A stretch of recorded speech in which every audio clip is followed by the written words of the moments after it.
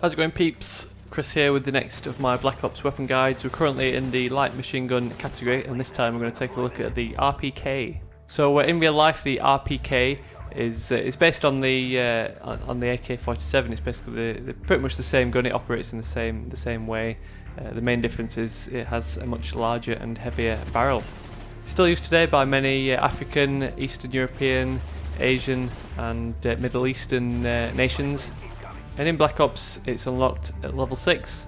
So like most of the light machine guns in Black Ops, the RPK serves up 40 damage and it doesn't have a drop off rate, so that means that 40 damage you'll find is prevalent at any range, whether it's close range, medium range or long range. So it'll take 3 shots to kill at any range, up close or far away. If you manage to get a headshot, that reduces the shots to kill down to 2.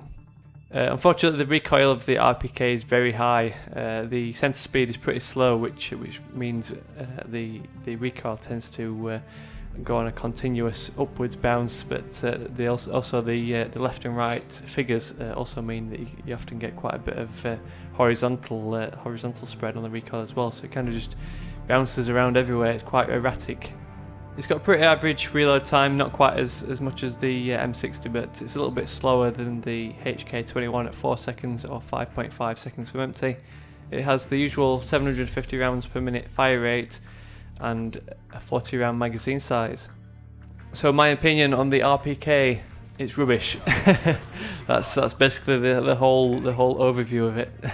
I've had not very good time trying to get clips with this weapon. I don't think I've managed to get over a 4 or 5 kill streak with it. Like I mentioned, the main problem with it is that that recoil is very erratic.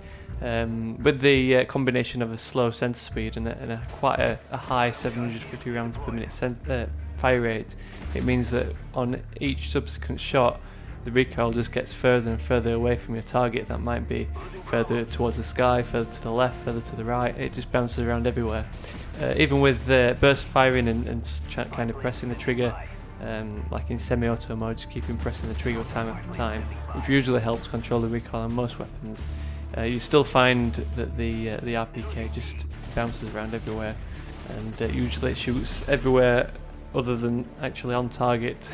on the enemy, you tend to like draw an outline around them. So it can be very frustrating when combined with the usual light machine traits of very slow aiming speed and very slow raise and drop times. So there's plenty of times where you run into a bad guy, you start shooting at them, miss half a clip's worth of ammunition, and they shoot you back and kill you within a split second. I've actually found that the recoil is so bad when aiming down the sights that I've actually got better results just spraying from the hip.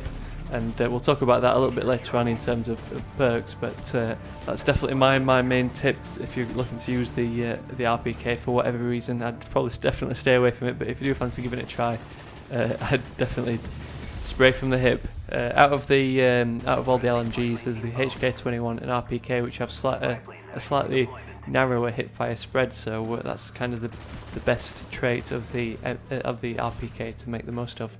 So let's take a look at perks that you might consider. First up, flak jacket. Being a light machine gun, you want to kind of make yourself kind of like a powerhouse. So I mentioned that slightly narrower hip-fire spread, and the best approach to using the RPK being spraying from the hip. The second perk we've got listed here, steady aim, just makes the most of this feature. Narrows the hip-fire spread even more, so it kind of makes the RPK more accurate than even aiming down the sights in most situations. Like I said, the best clips I've got are when I've been spraying from the hip and I've managed to go through 3 or 4 enemies, whereas if I'm aiming down the sight, I end up missing almost every shot with the recoil bouncing around so much. And third up, like with all the recommendations for the light machine guns, the third perk that I've got listed is marathon. With the light machine guns slowing your character down, the marathon perk just helps you make your way around the map. So attachments wise, the best attachment I think is the extended mags. The extended mags will increase your magazine size from 40 rounds to 80 rounds. Otherwise, the red dot sight for the RPK is the Soviet type. This is also seen on the AK-74, AK-47. The Soviet sights, in comparison to the usual red dot sights, has more of a square window, so there's slightly more of a window to see through. And third up, the RPK is the only light machine gun that has the ability of equipping dual mags, although the options here, but I'd definitely go for either extended mags or red dot sight because the benefits aren't really that great. Usually with dual mags it gives you extra ammunition as well as speeding up your every other reload. But with the RPK you don't get any more ammunition, so the only benefit is getting those faster reload times. So with that in mind, you might as well just equip extended mags.